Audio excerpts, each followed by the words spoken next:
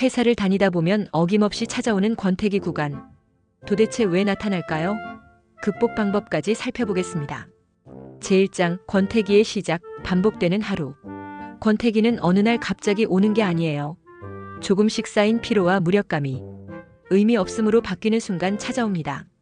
매일 같은 자리, 같은 보고서, 같은 사람. 이젠 손이 먼저 움직이고 마음은 뒤처집니다. 성과는 나는데 성취감이 없죠. 그저 일과를 버틴다는 느낌. 이건 단순한 귀찮음이 아니라 내 마음이 성장 대신 정체를 느끼기 시작한 신호예요. 제2장 인정받지 못하는 환경. 권태기를 만드는 가장 큰 요인은 열심히 해도 달라지는 게 없다는 감정이에요. 성과를 내도 칭찬은 없고 문제 생기면 책임만 돌아오죠. 회사에서 나는 하나의 부품처럼 느껴집니다. 그럴수록 사람은 내가 왜 이 일을 해야 하지? 라는 존재 이유를 잃게 됩니다. 일의 의미가 사라지면 회사 생활은 곧 월급 보고 버티기가 되어버리죠. 제3장 인간관계의 피로감. 권태기엔 사람 영향도 큽니다. 회사 안에서의 관계가 불편하거나 누군가와 계속 비교당하는 상황이 반복되면 마음이 점점 다치죠. 회사란 결국 사람과 일하는 곳인데 그 관계가 삐걱대면 일도 성과도 감정도 전부 흐려집니다.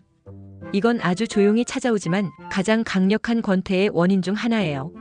제4장 성장의 단절.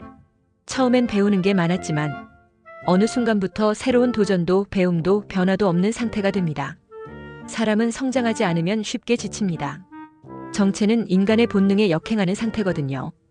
이때 많은 사람들은 퇴사를 고민하기 시작합니다. 하지만 떠난다고 해서 바로 나아지는 건 아닙니다. 중요한 건 내 안의 방향을 찾는 것이에요. 그렇다면 어떻게 극복할 수 있을까요?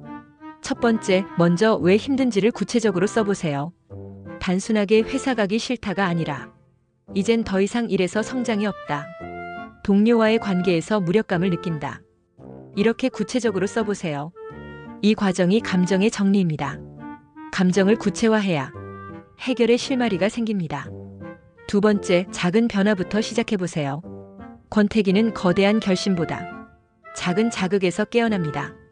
예를 들어 출근길 매일 가는 카페를 바꾼다든가 점심시간에 30분 산책을 한다든가 사소한 변화가 하루의 리듬을 바꿉니다. 그 리듬이 마음의 온도를 바꾸죠. 세 번째, 일이 아닌 가치로 접근해보세요. 단순히 월급을 받기 위한 일이 아니라 누군가에게 도움이 되고 있다는 사실, 작게라도 기여하고 있다는 감각을 찾으면 의외로 다시 동기부여가 생깁니다. 네 번째, 배우는 방향으로 시선을 돌리세요. 지금 하는 일이 지루하더라도 그 안에서 배울 점을 찾는 사람은 다음 단계로 넘어갑니다.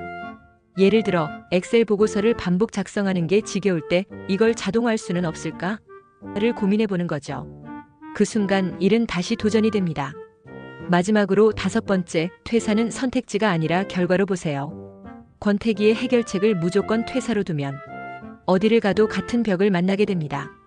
진짜 중요한 건 왜 이 일이 나를 지치게 하는가를 이해하는 것. 그걸 알면 이직이든 재충전이든 도망이 아닌 선택으로 바뀝니다. 회사에서 보내는 시간은 우리 삶의 절반 이상이죠. 지금 당신이 지쳐 있다면 그건 멈춰야 할 때가 아니라 방향을 다시 잡아야 할 때입니다. 그리고 그 방향은 언제나 당신 안에 있습니다. 다음 영상은 은퇴 후 깊어지는 부부와 헤어지는 부부의 차이 주제로 찾아뵙겠습니다. 야무진 구독, 좋아요, 알림 설정으로 빠르게 만나보아요.